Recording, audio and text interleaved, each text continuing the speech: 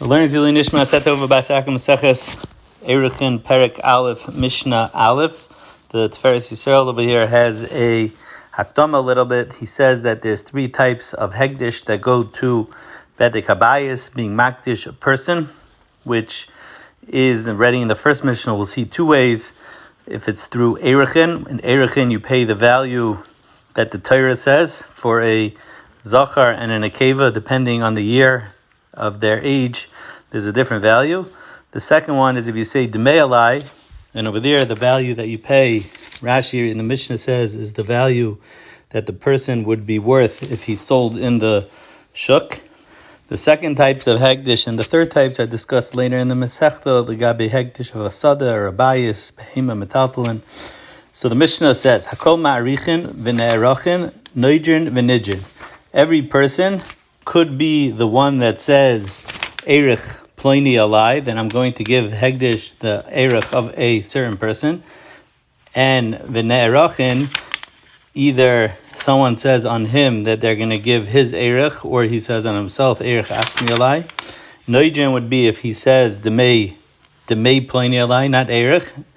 And Nidrin is if you say, someone says on him that he's going to give his value to hegdish. So again, just Erichin has to do with the amount that you pay has to do with the amount that it says in the Torah. That's if you use the word Erich. And Nidrin, the amount that you pay has to do with the value if he would sell them in the shuk. Gemara says, Hakol Marichin is even to tell me a mufla samach cha'ish, even a 12-year-old. It's learned out from Psukim, even though we're going to learn soon in this Mishnah that a katan can't be marich because he has no das, but a mufal samach ish could. And the ne'erachin, the Gemara says the chiddush is, even if he's a menuvel umukashchin, you might think that since he has no value if he sold in the shuk, so his nidjin would be 0.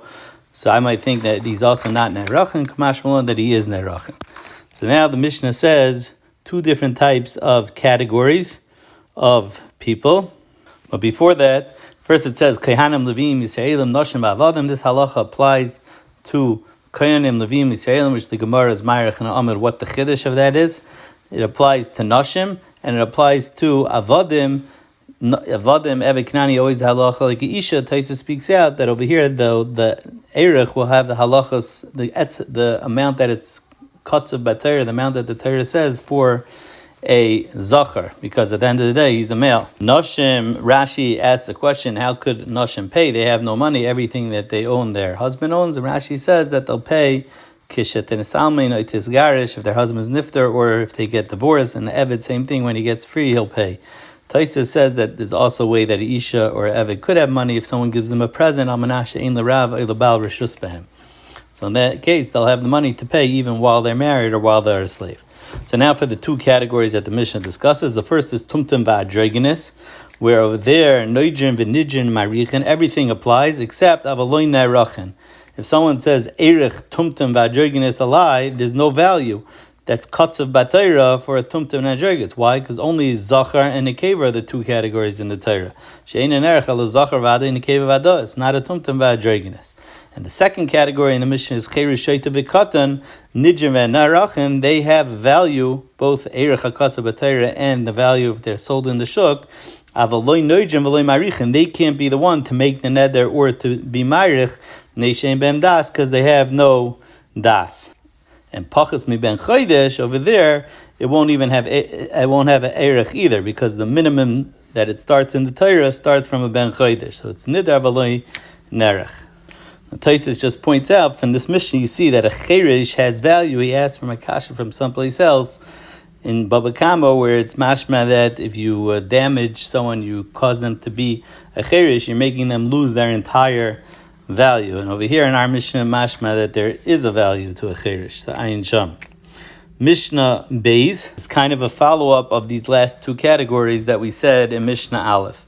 Why? Because Hanachri, by Nachri, both, we'll see in a second, Rameir and Rabbi Yehuda, they both hold that there's a ribuy in the Torah, and there's a miyad in the Torah that says B'nai Yisrael and not Nachrim.